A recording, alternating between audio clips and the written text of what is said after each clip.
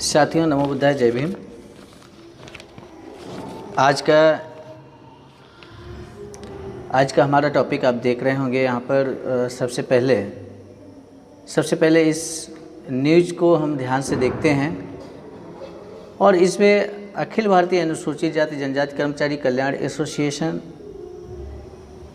राष्ट्रीय नेतृत्व, प्रांतीय नेतृत्व की तरफ से काफ़ी सार्थक प्रयास किया भी जा चुका है और इसलिए इसी को बेस बनाकर आज हम बात करेंगे। और अभी माननीय सुप्रीम कोर्ट का एक और डिसीजन आ गया है। मैं तो समझता हूं कि ये जो खबर है 70 वर्ष से फ़ायदा ले रहे महानुभावों के वारिसों को न मिले आरक्षण, तो इसी का वो पूरक का काम करेगा। आप देख सकते हैं ये 22 अप्रैल 2020 को माननीय सुप्रीम कोर्ट के द्वारा ये कहा गया। सुप्रीम कोर्ट ने कहा, हेडिंग आप देख सकते हैं, आरक्षण का लाभ ज़रूरतमंदों तक पहुंचाने के लिए सरकार बनाए SC/ST की नई सूची। और इसी को संदर्भ मानते हुए अखिल भारतीय अनुसूचित जाति जनजाति कर्मचारी कल्याण एसोसिएशन ने माननीय प्रधानमंत्री, माननीय महामहिम राष्ट्रपति के अलावा सभी SC/ST के जो सांसद हैं उनको, राजनीतिक दलों के राष्ट्रीय अध्यक्ष, प्रांतीय अध्यक्षों को एक ज्ञापन भी प्रेषित किया था। अब जबकि इतना सब हम लोग करने के बावजूद हमारा समाज निश्चित रूप से एक्टिव दिखा और काफ़ी हद तक प्रदेश और देश के अंदर बड़ी संख्या में ज्ञापन प्रेषित किए गए। SC/ST की नई सूची बनाने की जो बात माननीय सुप्रीम कोर्ट ने कही थी, इस संबंध में ये जानना बेहद ज़रूरी है कि आज तक हमारे SC/ST समाज को जो आरक्षण मिला है वो आरक्षण बड़े पदों पर क्यों नहीं मिल पाया आज तक। क्योंकि माननीय सुप्रीम कोर्ट का ये डिसीजन है और माननीय सुप्रीम कोर्ट ही स्वयं क्यों नहीं जो आरक्षण की व्यवस्था है जुडिशरी में क्यों नहीं लागू करती है, क्यों वहाँ पर अभी भी सभी वर्गों का उचित प्रतिनिधित्व नहीं है, ये भी समीक्षा की जानी चाहिए। साथ ही साथ उच्च शिक्षण संस्थान जो है वहाँ पर भी हमारे SC/ST का उचित प्रतिनिधित्व नहीं है, इस बात की भी समीक्षा की जानी चाहिए। साथ ही साथ चूँकि इस वर्ष जनगणना भी होनी है, तो जातिगत जनगणना के आधार पर ये भी देखा जाना चाहिए क्या वास्तव में जो कैटेगरीज हैं, जो जातियां हैं, जो कास्ट हैं, उसके उचित अनुपात में प्रतिनिधित्व अर्थात आरक्षण मिल पाया है। यदि नहीं मिल पाया तो क्यों नहीं मिल पाया, कौन सी कंडीशंस जिम्मेदार हैं। तो इन्हीं सब बातों को लेकर आइए अभी कल की जो खबर है अखबार की वो हम देख लेते हैं। यहाँ पर उसको हम लोग देखेंगे। कल की जो खबर है वो हम आपको बता दें। देखिए, फ्रंट हेडिंग है, अखबार का नाम सामने आपके आ ही रहा है, कोटे में कोटा तय कर सकते हैं राज्य। सुप्रीम कोर्ट के 5 जजों की पीठ ने कहा वंचित तक लाभ पहुंचाने के लिए ज़रूरी। तो आइए इस खबर को हम बड़े ध्यान से पढ़ते हैं।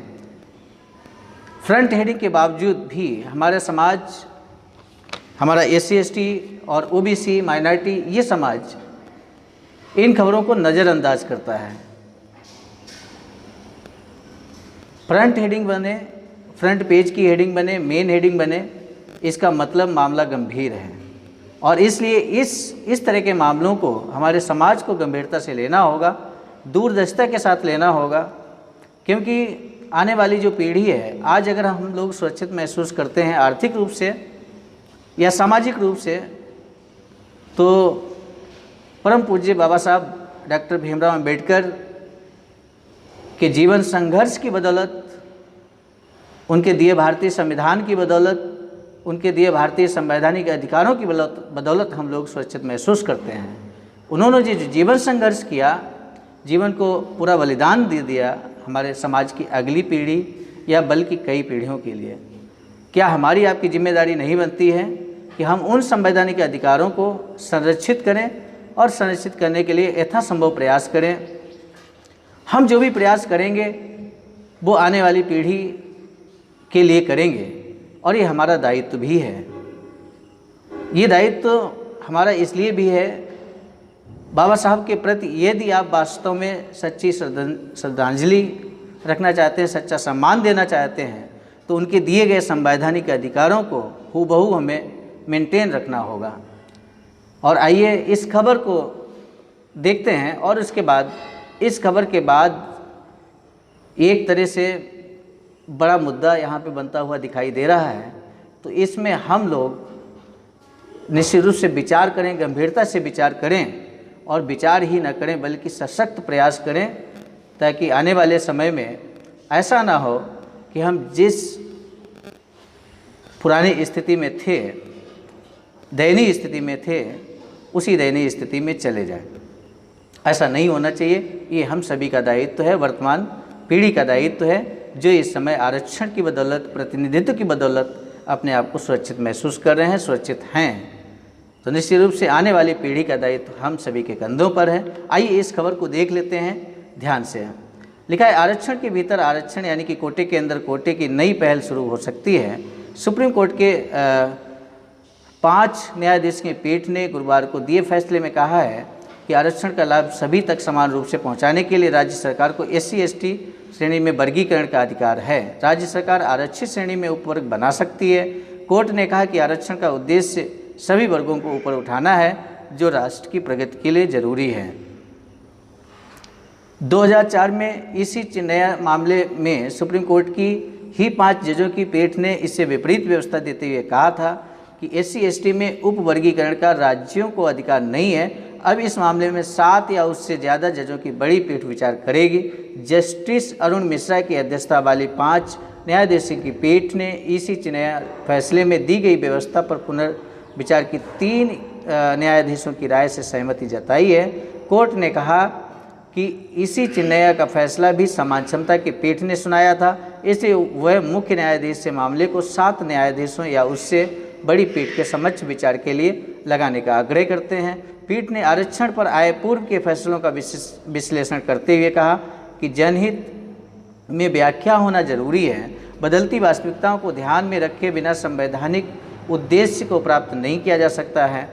तो ये यहाँ पर खबर फ्रंट हेडिंग कल यानी अर्थात हम कहें कि 28 अगस्त 2020 के न्यूज़पेपर की एक खबर है। इसको हमें ध्यान देना होगा। छोटे कॉलम में भी एक खबर आप देख सकते हैं, इसमें जो कमेंट किया है माननीय सुप्रीम कोर्ट ने वो आप देख लीजिए। और ये कहीं ना कहीं गंभीर समस्या उत्पन्न हो जाएगी SC/ST वर्ग के समक्ष। और जो यहाँ पर माननीय सुप्रीम कोर्ट ने कहा है, SC/ST में भी क्रीमी लेयर।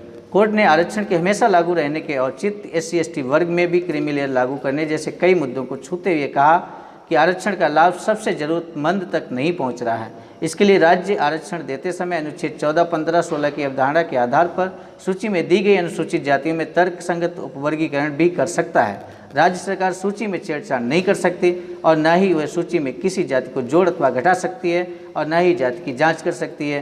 कोर्ट ने कहा कि विभिन्न रिपोर्ट दर्शाती हैं कि अनुसूचित जाति व अनुसूचित जनजाति वर्ग में भी सब जातियाँ समान नहीं हैं। राज्य ध्यान दे, असमानता बढ़ाने के लिए नहीं है आरक्षण। दूसरा कॉलम यहाँ पे दे रखा है, उसको भी हम लोग ध्यान देंगे। उसके बाद समीक्षा करेंगे इस पूरे घटनाक्रम को। कोर्ट ने कहा कि जब आरक्षण एक वर्ग के बीच असमानता पैदा करे तो राज्य का दायित्व है कि वह उपवर्गीकरण के जरिए उसे दूर करे और इस तरह उसका बंटवारा करे कि लाभ सिर्फ कुछ लोगों तक सीमित ना रहे बल्कि सभी के साथ न्याय हो। मान्य सीमा तक आरक्षण देने का अधिकार राज्य विधायिका के पास है। उसे संवैधानिक प्रावधान में आरक्षण का उद्देश्य प्राप्त करने के लिए SC/ST के भीतर तर्क संगत उपवर्ग बनाने की शक्ति से वंचित नहीं किया जा सकता। अगर सभी को लाभ देने के लिए उपवर्गीकरण नहीं किया गया तो उस वर्ग में असमानता बनी रहेगी। तो ये यहाँ पर खबर है, इसकी समीक्षा किया जाना बेहद ज़रूरी है और इसमें जो हमारे सम्मानित प्रबुद्ध वर्ग है निश्चित रूप से उसको दूरदर्शिता के साथ कार्य करना होगा। कोटे में कोटा तय कर सकते हैं राज्य। तो यहाँ पर एक विचारणीय बात ये है कि जो हमें कोटा अर्थात रिजर्वेशन मिला है, सबसे पहले इस बात की समीक्षा होनी चाहिए क्या वास्तव में जिस मूल उद्देश्य के साथ उस आरक्षण को लागू किया गया था, क्या वास्तव में आज की डेट में सभी जगह समान रूप से उचित प्रतिनिधित्व सब हमारे वर्गों को प्राप्त हुआ है। यदि नहीं प्राप्त हुआ है तो सबसे पहले समीक्षा इस बात की जानी चाहिए कि जो हमारे उच्च शिक्षण संस्थान है या फिर जुडिशरी है या फिर नीति निर्माण जहाँ पर होता है, वहाँ पर SC ST का अभी भी प्रतिनिधित्व उचित रूप से नहीं है। तो सबसे पहले इसी बात की समीक्षा की जानी चाहिए। और साथ ही साथ यदि ये समस्या यहाँ पर कोटे में कोटा देने की समस्या अगर क्रिएट हो रही है, यहाँ पर आरक्षण के अंदर आरक्षण देने की बात यदि उठ रही है, तो क्यों ना ऐसा किया जाए, सभी जातियों का जनगणना करा ली जाए और जातियों का जनगणना जितने अनुपात में, जितने प्रतिशत जनगणना में जिस जाति के लोग हों और उसी प्रतिशत में उनको आरक्षण दे दिया जाए तो ये सारा मुद्दा ख़त्म हो जाएगा। मुझे लगता है इसमें गंभीरता से विचार करने की आवश्यकता है। सरकारों को भी और माननीय सुप्रीम कोर्ट को भी इसको गंभीरता से सोचना चाहिए। एक जो सबसे बड़ी समस्या यहाँ पर आ रही है, कोटे में कोटा यदि हम देंगे तो निश्चित रूप से जातियों में और विभाजन करके हम जातिवाद को बढ़ावा देंगे। कहीं ना कहीं जातियों में बंटवारा होने से जातियों के बीच बड़ी खाई तैयार हो जाएगी, जो कि संभवतः पीढ़ी दर पीढ़ी पूरा नहीं हो पाएगा। इसलिए इस तरह का निर्णय करने से पहले इन गंभीर मुद्दों पे भी विचार किया जाना चाहिए। आज जो समस्या यहाँ पर क्रिएट हो रही है, कोटे में कोटा तय कर सकते हैं राज्य, तो इसको लेकर एक बड़ी समीक्षा इस बात की भी होनी चाहिए कि जो प्रतिनिधित्व, जो प्रोन्नति में आरक्षण की बात की जा रही थी, प्रोन्नति में 28 सितंबर 2018 को माननीय सुप्रीम कोर्ट ने ही राज्यों को ये स्वतंत्र अधिकार दिया था कि राज्य चाहे तो आरक्षण, प्रोन्नति में आरक्षण दे सकते हैं। लेकिन आज तक 2 साल गुजरने के बाद भी अभी तक किसी भी राज्य सरकार ने प्रोन्नति में आरक्षण देने की पहल नहीं की है। तो इस बात की समीक्षा क्यों नहीं होती है कि जो सलाह माननीय सुप्रीम कोर्ट पहले दे चुके हैं राज्यों को, तो उस पर अमल हुआ कि नहीं हुआ, इस बात का भी समीक्षा होनी चाहिए। निश्चित रूप से समीक्षाएँ यदि होनी है तो इन सभी मुद्दों पे होनी चाहिए। जहाँ तक क्रीमी लेयर की बात है, क्रीमी लेयर SC ST के लिए निश्चित रूप से अभी भी अनुचित होगा। OBC में क्रीमी लेयर की व्यवस्था लागू है, लेकिन SC ST में क्रीमी लेयर की व्यवस्था यदि लागू कर दी गई तो निश्चित रूप से ये SC ST के लिए बहुत बड़ा अन्याय हो जाएगा। कारण इसका ये है कि बहुत बड़ी मुश्किल से आरक्षण की बदौलत, प्रतिनिधित्व की बदौलत SC ST के कुछ वर्ग, कुछ लोग किसी तरह से उनकी पहली पीढ़ी या दूसरी पीढ़ी सरकारी जॉब या छोटी छोटी नौकरियों में पहुंच पाए हैं। सोचो, यदि उन पर हम क्रीमी लेयर की व्यवस्था लागू कर देंगे तो चूंकि वो थोड़ा सा आगे बढ़ पाए हैं, वो तो वहीं रुक जाएंगे, क्रीमी लेयर उनको वहाँ पे रोक देगा, यानी कि उनके बढ़ने के रास्ते रुक जाएंगे। और साथ ही साथ जिन वंचित वर्गों की बात की जा रही है, ये कहा जा रहा है कि जिन वंचित वर्गों को आरक्षण की व्यवस्था नहीं पहुंच पाई है, जिनकी बात की जा रही है, तो मुझे जहाँ तक लगता है क्रीमी लेयर की व्यवस्था लागू होने के बाद एक तो जो थोड़ा सक्षम वर्ग हो पाया, जो अगली पीढ़ी को मोटिवेट कर सकता है शिक्षा में, नौकरी में, राजनीति में, वो वहीं पे स्टॉप हो जाएगा, वहीं पे रुक जाएगा। और जो वर्ग अभी भी शिक्षा से बहुत दूर है, तो उसमें हम आरक्षण की बात बाद में करें, पहले तो हमें शिक्षा की बात करनी चाहिए। क्योंकि यदि जिस वंचित वर्ग की हम लोग बात कर रहे हैं, जिस वंचित वर्ग तक आरक्षण की पहुंच नहीं हो पाई है, तो उसमें सबसे पहली समस्या ये है कि उन तक शिक्षा की पहुंच नहीं हो पाई है। क्योंकि आरक्षण की व्यवस्था वहाँ से लागू होती है जहाँ पर शिक्षा होती है, और जहाँ शिक्षा ही नहीं होगी वहाँ आरक्षण किस बात में देंगे। तो समस्या सबसे पहली विकराल हमारे समक्ष ये है कि हम सबसे पहले उस वंचित वर्ग तक शिक्षा का पूर्ण लाभ पहुंचाएं, और इसके लिए राज्य सरकारें निश्चित रूप से दोषी हैं। राज्य सरकारों को इस तरह की नीतियां बनानी चाहिए, इस तरह के योजनाएं बनानी चाहिए जिससे कि वंचित वर्ग, आज आप देख रहे हैं सरकारी शिक्षा और प्राइवेट शिक्षा, प्राइवेट शिक्षा बहुत महंगी है। जो वंचित वर्ग की बात की जा रही है वो प्राइवेट शिक्षा ग्रहण नहीं करा पा रहे हैं, और ऐसी सिचुएशन में सरकार को ये व्यवस्था करनी चाहिए और संकल्पित होकर उन वंचित वर्गों को अच्छी शिक्षा दिलाने के लिए नई योजनाएं बनाए और सबसे पहले उनको शिक्षित करें। और सोचिए, यदि उस वंचित वर्ग ने शिक्षा पर कमांड कर लिया, पूरा वंचित वर्ग शिक्षा से लैस हो गया, तो उसे आरक्षण प्राप्त करने से कोई वर्ग नहीं रोक सकता है। इसलिए जरूरी वर्तमान परिस्थिति यही है कि कोटे में कोटा तय ना करके हमें सबसे पहले इस बात पे मंथन करना चाहिए, चिंतन करना चाहिए कि जो वंचित वर्ग है, जिस तक कोटा या आरक्षण की व्यवस्था नहीं पहुंच पाई है, उसको हम शिक्षा से लैस करें, संसाधनों से लैस करें, और इसके लिए राज्य सरकार भरसक प्रयास करें। राज्य सरकारों को माननीय सुप्रीम कोर्ट को इसलिए निर्देशित करना चाहिए कि वंचित वर्ग को शिक्षा का उजाला उनके घर तक पहुंचाने का कार्य करें। तो ये इस बात की भी समीक्षा होनी चाहिए। और जहाँ तक उच्च पदों पर, जैसे जो उच्च शिक्षण संस्थान है या जो भी संस्थान है, टेक्नोलॉजी के संबंध में जो संस्थान है, वहाँ पर निदेशक, उप निदेशक, इस तरह के पदों पर SC ST का अभी भी आरक्षण नहीं है। प्रोन्नति में यदि आरक्षण लागू हो जाता है पूरे देश में, तो निश्चित रूप से ये समस्या भी हल हो सकती है और ये समानता, स्वतंत्रता, न्याय, बंधुत्व पर आधारित समाज का निर्माण हो सकता है। माननीय सुप्रीम कोर्ट को निश्चित रूप से राज्य सरकारों को आदेशित करना चाहिए कि प्रत्येक कंडीशन में प्रत्येक राज्य, भारत का प्रत्येक राज्य प्रोन्नति में आरक्षण तत्काल लागू करे, ताकि समानता, स्वतंत्रता, न्याय, बंधुत्व जो कि भारतीय संविधान की मूल भावना है उसको पूरा किया जा सके। तो इस तरह से माननीय सुप्रीम कोर्ट को निश्चित रूप से, अब देखिए इसके अगले दिन की जो खबर यहाँ पे है, आरक्षण की नई बहस से बच रहे हैं राजनीतिक दल।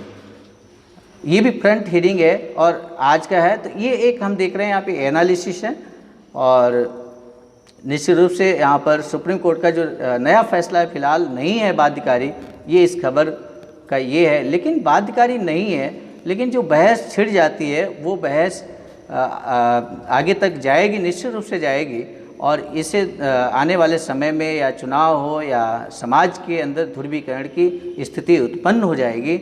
और साथ ही साथ जो वंचित वर्ग की बात की जा रही है, जातियों के बंटवारे की बात की जा रही है, आरक्षण के बंटवारे की बात की जा रही है, तो इससे एक आशंका जरूर प्रबल हो गई है कि जातियों के बीच बड़ी खाई पैदा होगी, जो कि फॉर द फ्यूचर उसको कंप्लीट करना, उसको पूरा करना बहुत मुश्किल होगा।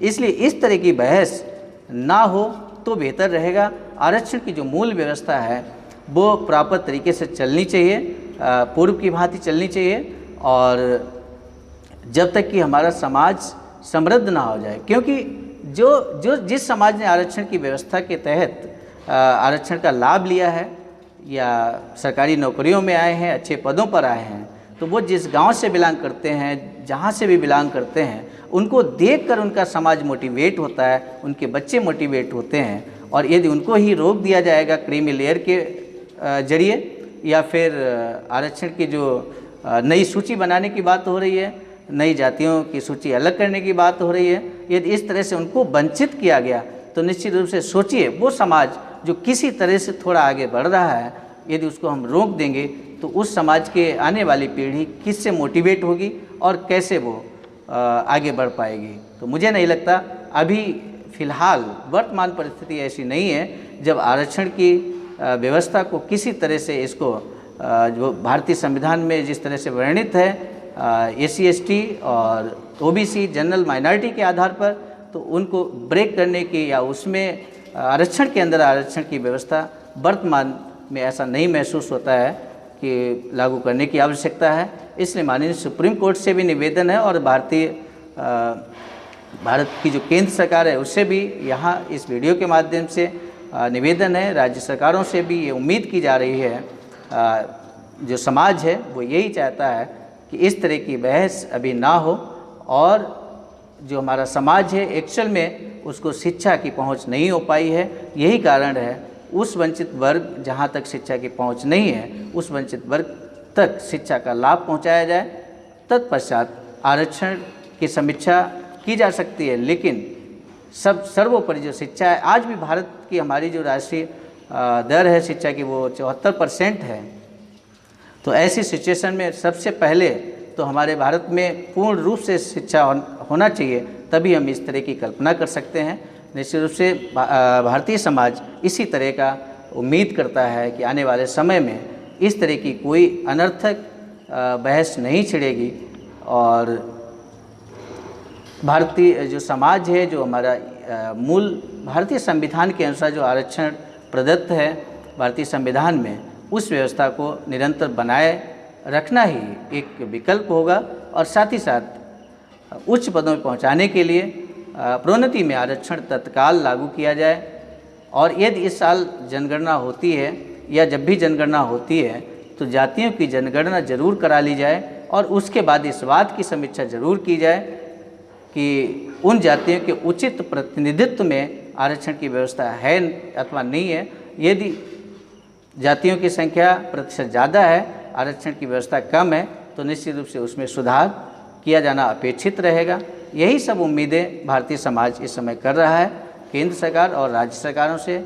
इसी बात के साथ मैं अपनी बात को यहीं पे विराम देता हूँ। नमो बुद्धाय, जय भीम।